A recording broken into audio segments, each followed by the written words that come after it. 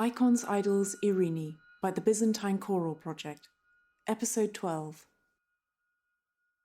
Leo is buried and Irene is regent for her son. Staurakios tries to be with her constantly, so much so that around the court a new phrase fills the air. Irene and her eunuch. But Staurakios still feels this is temporary, a fix he hasn't quite got under control. Sometimes he escapes deep into the city, looking to see how others feel, giving Megaris her chance. It's hard for Constantine to come in here. To see so many images painted on the walls. Well, he has to come in here. I want him to learn how to speak up again. He doesn't behave like a prince. It's tiredness. The Argyros are still dragging him to drill and he doesn't sleep at all. You go in at dawn and he tells you he hasn't even closed his eyes. Maybe he's not tired enough when he goes to bed. You see one thing happen, Megaris, and that's it. You think you know how everything will go. No. I don't know how everything will go. Of course not. Who would have thought we'd see Sira bending her knee to you again? But talking to Constantine, he's still so scared to say what he wants. Why is he scared? There is no need to be scared. He can have what he wants. Well, he wants you to make one of his uncles regent. Would you do that for him? Do it nicely, and they would probably give you a dowager apartment, and Constantine would be so grateful. He would see you're giving him what he wants. But outside the palace walls, where Megaris can't go, Staurakios is now watching a group of young bearded men. His whole gut curls away from them, remembering his worst days as a soldier. He recognizes some of their faces. These are the sons and nephews and grandsons of the Argyros. These are the best of the bearded men.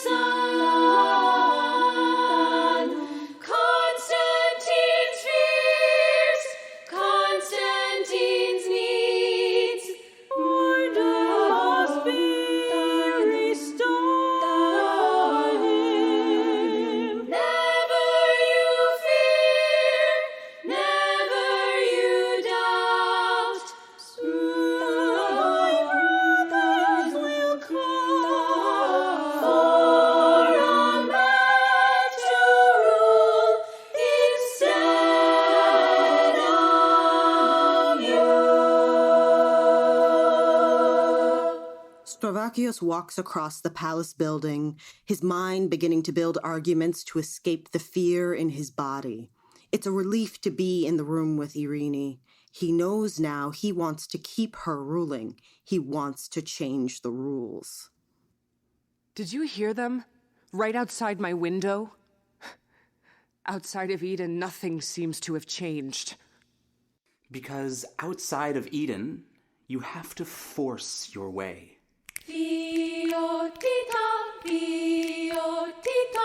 So much is timing, so much is luck, but every now and then, Irene, we must be faster than time itself.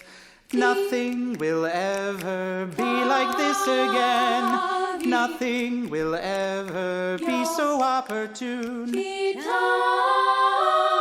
Here is the possible, a gap open in the story. Fire an arrow fast, claim your new ground.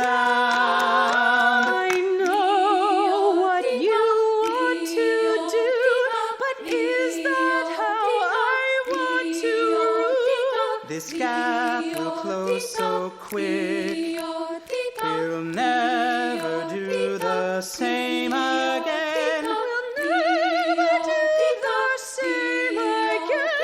We'll never do the same again. But now we're walking outside of Eden, into the unknown. Outside of Eden, into the unknown.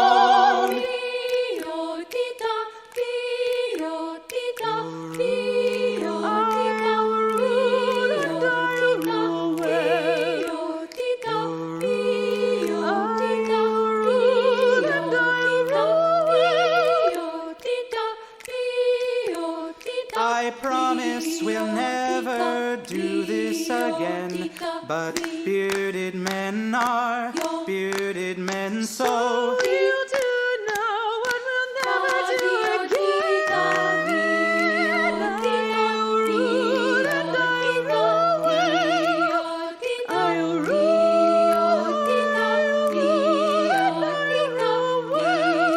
Going outside of Eden, into the unknown. Outside of Eden, even though you love your son, I can choose what violence I must do.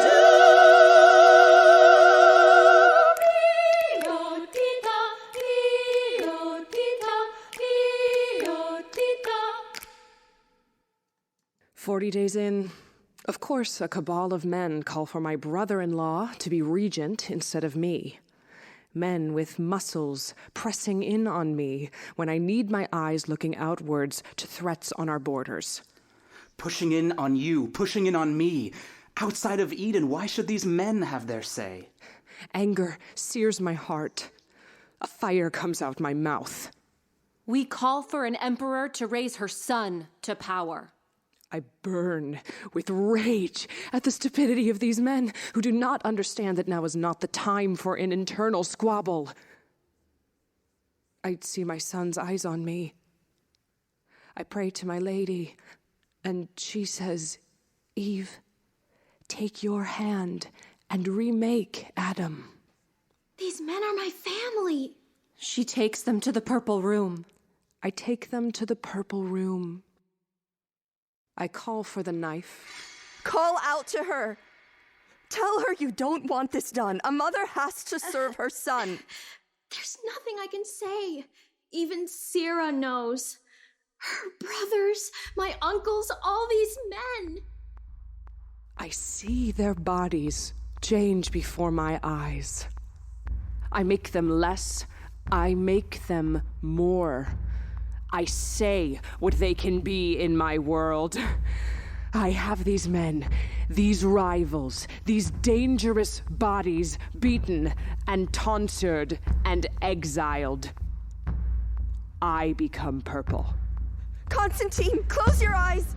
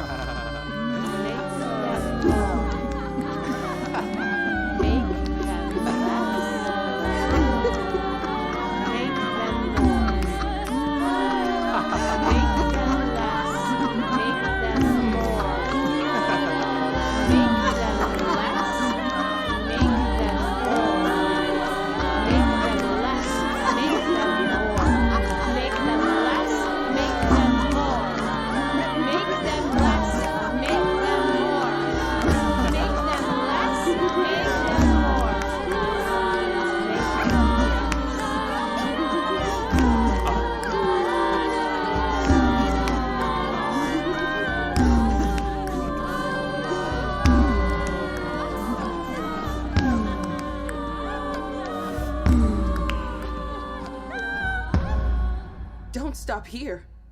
Look at her small son. What happens to him now?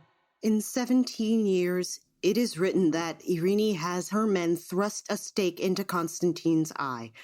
They're going to gouge out one eye and then the next, everyone else watching, sick to their stomach, imagining their eyes being put out. He dies a few days later, knowing his mother did that to him. But still, I still want her power. I still want to be her. You, Sira, you disappear now, never spoken of again. I take my husband's death crown and add extra pearls and walk through the city to give it back to the church. Do you know what they found in Thrace, digging in the dirt? A coffin. A dead man's body, no omen of good. That coffin was saintly. On its lid, it said, "The sun will look on me again in holy Irene's reign." Irene sends soldiers to fight the Arab Al-Kabir, and she wins. So now we know, icons don't steal your strength. Warm joy burning cold away.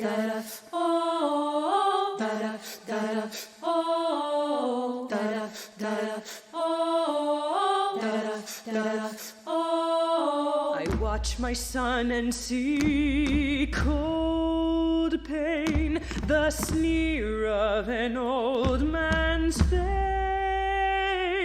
But how does a saint look upon her child, gazing far away, far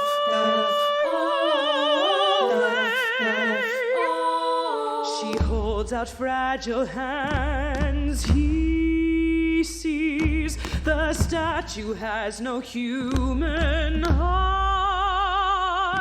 But how should a child look upon a saint? My son looks away, looks away. I let my tired eyes close. I feel my hands. What have they done? I am holy, still for the call. I am just, my heart can't bleed. Look on me and what I do. I am holy, I am holy, I am holy, I am holy. I am the empress.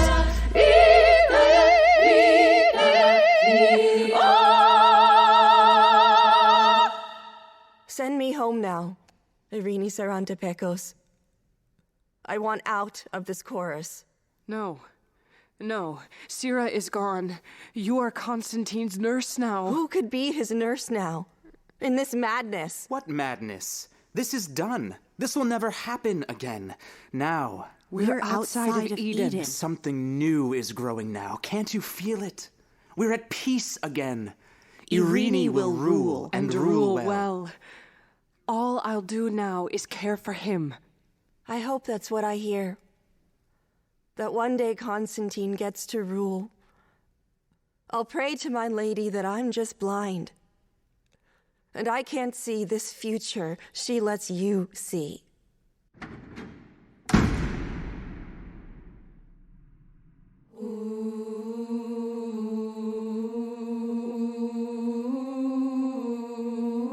I look on my lady and love comes out her eyes. An icon, there she lives close in the paint and gold. A thing seen, helping me see things I cannot see in a falling world. My Lord is my lady, is my Lord. I look on my lady and love comes out her eyes. There she lives close in the paint and gold. Images I must not see. My Lord is my lady, is my Lord.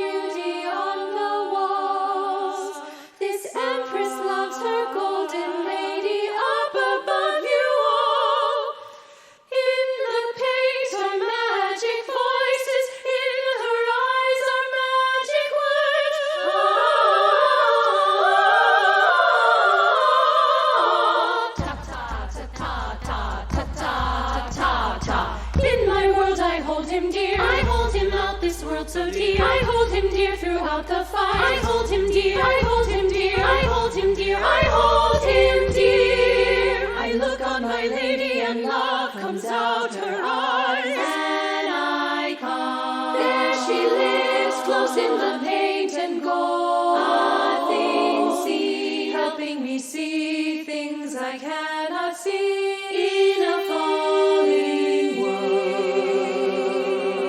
My lord is my lady, is my lord, an icon. Icon's Idols Irene was written by Helen Banner and composed by Grace Oberhofer, with sound design by Grace Oberhofer and Nathan Lee, music direction by Robert Frost, and audio engineering by Nathan Lee. It's performed by Hilary Asari, Iris Baumier, Isabella Dawes, Hannah Aiken, Julia Izumi, Grace Oberhofer, Lucas Papenfusklein, Shanta Parasharaman, Yael Shavit, Kay Weber. and features Foley artist Nicole Orbona. All parts of the work are subject to copyright. Icon's Idols Irene was produced by Emily Caffery and was developed in part by Opera America, The New Georges, the Alliance of Resident Theater. Hi, I'm Nora. And I'm Tessa. We're the hosts of the Big Pasta Podcast. Try saying that 3 times fast. We're just trying to live a life of big pasta energy, so we talk all things noodles, feelings, and culture. We do it for the love of pasta. And Stanley Tucci. Check us out wherever you get your podcasts. Come eat with us.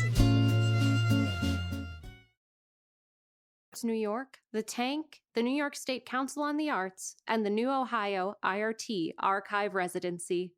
Hi there, this is Grace Oberhofer, composer of Icon's Idols Irene by the Byzantine Choral Project.